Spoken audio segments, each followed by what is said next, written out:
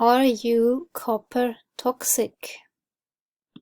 This is an excellent site on all things about health. I decided to make another video on copper toxicity.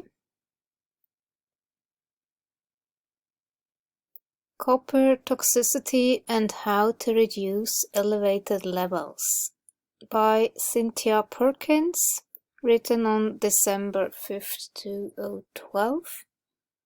It's an older article, but nonetheless, it's really good information she shared. Copper toxicity has a profound impact on mental and physical health, and is becoming more common in our society because of the widespread use of copper and the lack of adequate zinc, molybdenum, and other minerals in the diet that help keep it in balance. I see the term copper toxicity as somewhat of a misnomer because copper is absolutely essential to the body. It only becomes toxic if it accumulates in excess. However, that is the term that is often used when there is an elevated level of copper in the body. Hypercupremia is actually the correct medical term. There are actually 3 types of copper imbalances that may occur: copper insufficiency, copper excess, or copper unavailable. Copper is an essential mineral that is needed for production of ATP in the Krebs cycle, or cellular energy, in the production of repair and connective tissue, immune function, collagen formation, the reproductive system, iron metabolism, a healthy nervous system, cardiovascular function, NMDA receptors, neurotransmitter production and function, and much more. When there is an insufficient level of copper in the body, this can result in numerous health problems like high blood pressure, chronic fatigue, depression, heart disease, miscarriages, loss of sex drive, chronic fungal infection, food cravings like chocolate, compulsive overeating, addiction, and even cancer. It is believed by some that one of the primary causes of all the violence we see in the world may be related to excess copper, as diets in many parts of the world are high in grains and legumes, but void of meat. The vegan agenda is so toxic and detrimental for our health. You need to eat a lot of meat if you want health and a high standard of life quality. However, if there is excess copper in the body, then a wide array of psychological and physiological symptoms and conditions can also develop.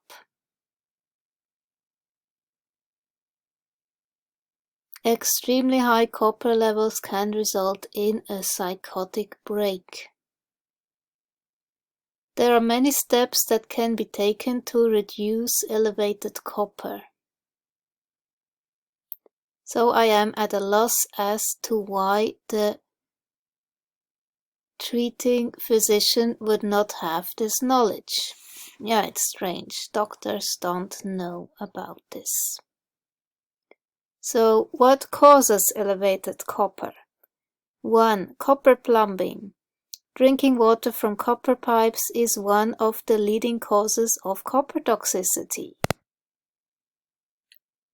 In India, copper utensils for cooking are used widely. I even bought some copper cups to make copper water back then when I was into Indian tradition. Turns out it's probably not such a good idea. You should just have those things as decoration, not using them as cooking utensils. Be careful with that. Number 2, zinc deficiency. Zinc and copper have an intimate relationship, each one balancing the other one out. Zinc is also needed to form ceruloplasmin and metallothionein. Oh, sorry for butchering that. Which, as we mentioned earlier, are needed to bind a copper to carry it into the mitochondria. Number 3, other vitamin or mineral deficiencies. Deficiencies in vitamin C or the B complex, especially niacin, and minerals like iron, selenium, chromium, and especially manganese and molybdenum can also result in elevated copper in the body.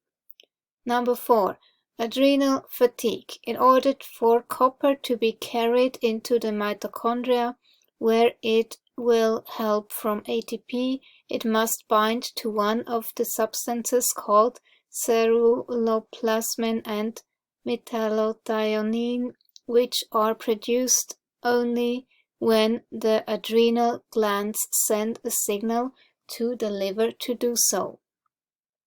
If the adrenal glands are not functioning up to par, then they may not carry out this duty. Therefore, copper will accumulate in the blood instead of being utilized by the body. Again, vegan diet.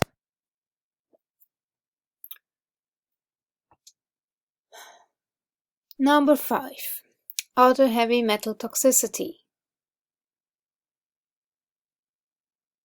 Metallothionein, one of your primary copper-binding proteins, also attaches to other toxic metals like mercury, vaccines,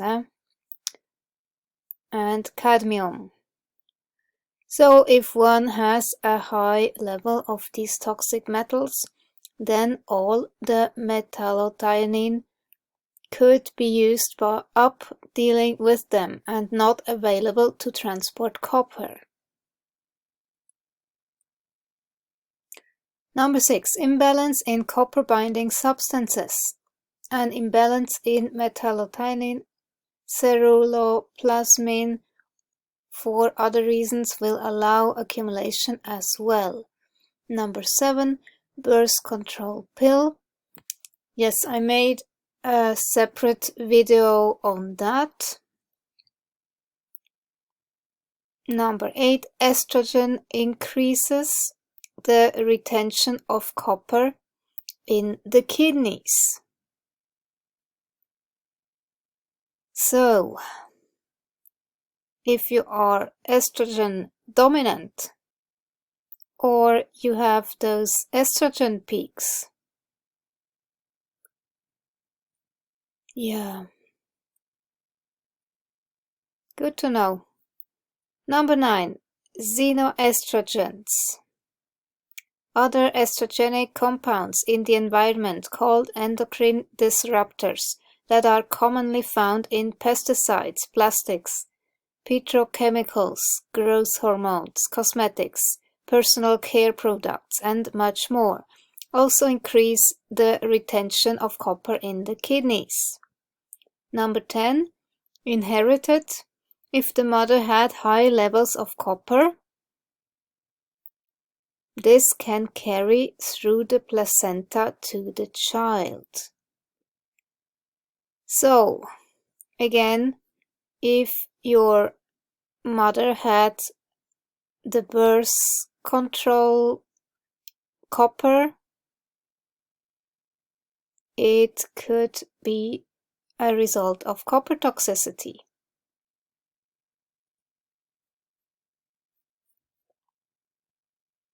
Number 11, pyroluria. Pyroluria is a genetic disorder that results in a zinc and B6 deficiency. With the low levels of zinc, then copper builds up in excess. Number 12, vegan vegetarian diet. A diet that is high in copper and low in zinc, manganese and other minerals needed for homeostasis will allow accumulation.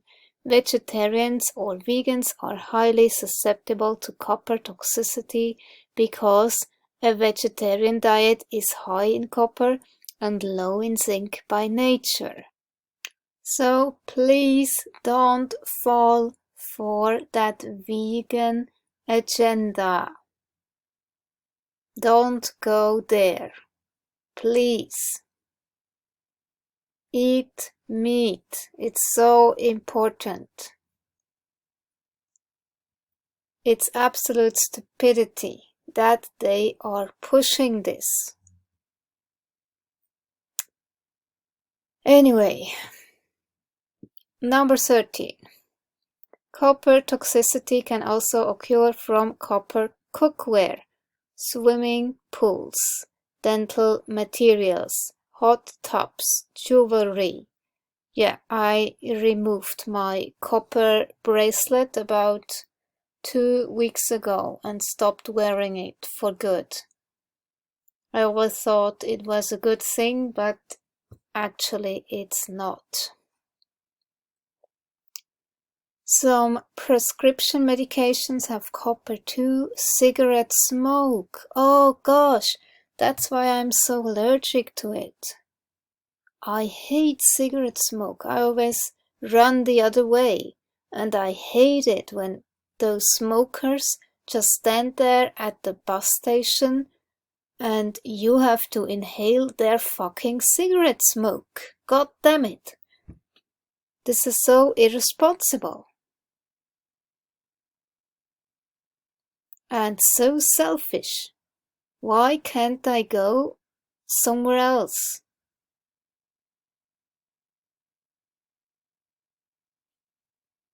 Oh, yeah. Anyway. Number 14. Impaired methylation. Methylation is one of your detox pathways that is needed to eliminate toxins like heavy metals from the body. If one is not methylating properly, then metals of all kinds, including copper, may build up in the body. Methylation may be impaired due to deficiencies in a variety of nutrients like B6, B12, folic acid, or magnesium, or it could be due to a genetic polymorphism. Yeah, you can find that out by genetic testing if you want to do that. You can also do a hair analysis. Then you will know if you have any metal toxicity. It's a really good way to test it.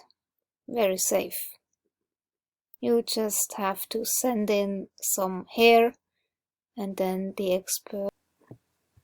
Copper toxicity symptoms. Excess copper in the body has a stimulating effect on the nervous system, similar to amphetamines or caffeine.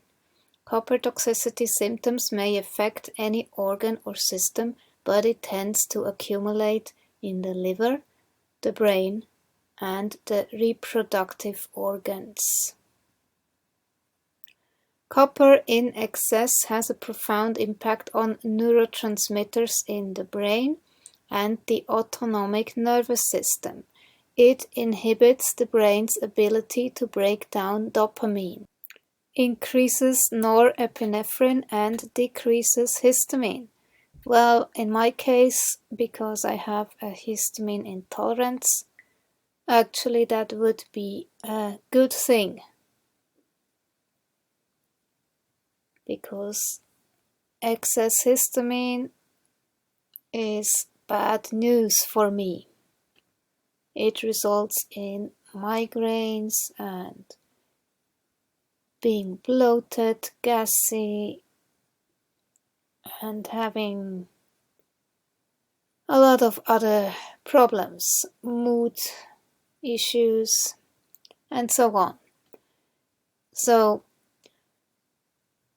this can result in a wide range of psychological symptoms like mind racing or racing thoughts, uncontrollable speech, anxiety disorders, depression, schizophrenia, restlessness, irritability, agitation, hyperactivity, insomnia, trembling, shaking, nervousness, inability to relax, paranoia, mania, dyslexia, or other learning disorders.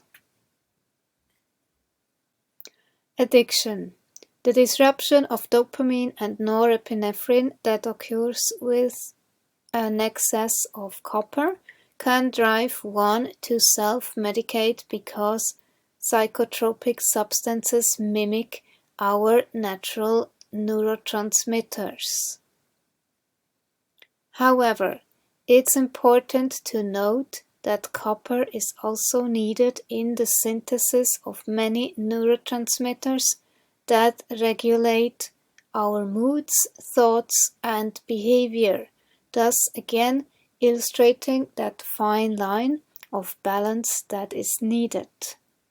Additionally, the overexcitability to the nervous system caused by copper may drive one to use addictive substances to self-medicate the discomfort.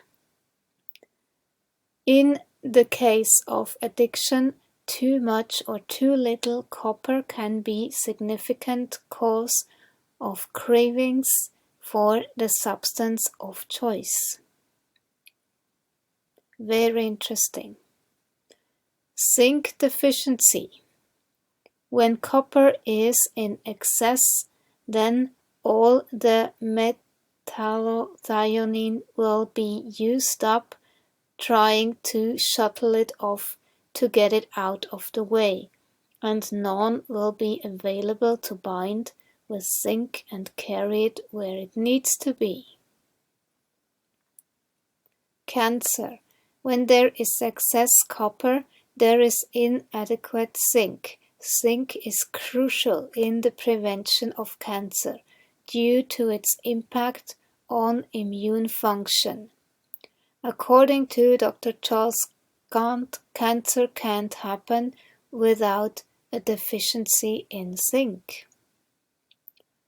Fatigue. If ATP is not produced, there will not be energy, which results in chronic fatigue. Spaciness. Impaired brain chemistry leads to feelings of spaciness and disorientation. Cravings for sweet or salty foods. However, this is often because of adrenal fatigue that is occurring simultaneously. And if you are a carnivore, your cravings actually may go away. At least they did in my case. And this explains why that is. Because meat has zinc, and meat will give you energy, and the body gets what it needs so cravings will disappear. On the flip side, cravings for chocolate or binge eating may indicate a deficiency in copper, as copper is needed for neurotransmitters that regulate hunger, and chocolate is high in copper. However, there are many other reasons one may experience cravings for chocolate or binge eating. Yeah, I was a total chocolate addict. Everything with chocolate. I loved it and I devoured it. But now, no craving whatsoever. Really, it's totally gone. Even if I would try, there is nothing, no craving. All I want is my meat and my fat. This is the perfect food for my body, and I love it. So nourishing, so satiating. I can't say that enough. And the body is healing. So many health issues resolved. Depression gone. It's just amazing what meat can do. So powerful. Never stop eating meat.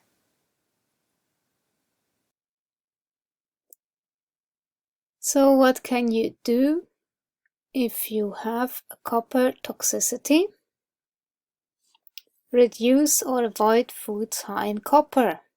Most foods contain some level copper. However, the following list contains the highest levels: chocolate, shrimp, lobster, wheat, coffee, soybeans, cashews, garbanzos, avocados, leafy greens, coconut, sunflower seeds, sesame seeds, organ meats like liver. Basically, the vegan diet. Look at those. That's all the vegan foods. With a few exceptions, of course.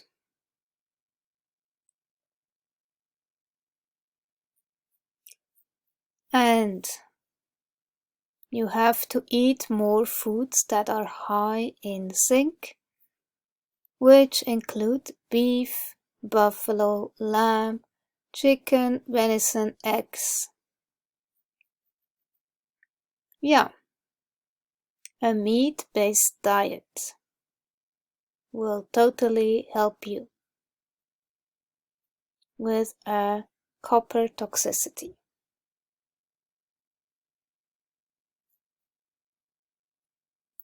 Don't be a vegetarian, don't be a vegan. Don't go there. Being a vegetarian or vegan increases your chances of copper toxicity and makes it impossible to overcome because it is so high in copper and low in zinc. Eat a primal diet, meat-based. Address adrenal health and practice deep breathing exercises, mindfulness and meditation, qigong, or other similar techniques to turn off the overstimulated sympathetic nervous system and enhance copper detox. These practices will also help decrease stress, which is also important for improving the health of the adrenal glands. Okay, that was it. Hope this was helpful. So she is about paleo diet, but never mind that. It's so much you can learn from what she writes about. And she is trained in mental health. She has a degree on psychology, master's degree in counseling, a certificate of completion in functional medicine. So that's covering really a lot. If you are interested in learning about alcoholism, alcohol abuse, check out those links because it will really help you understand what alcoholism is all about.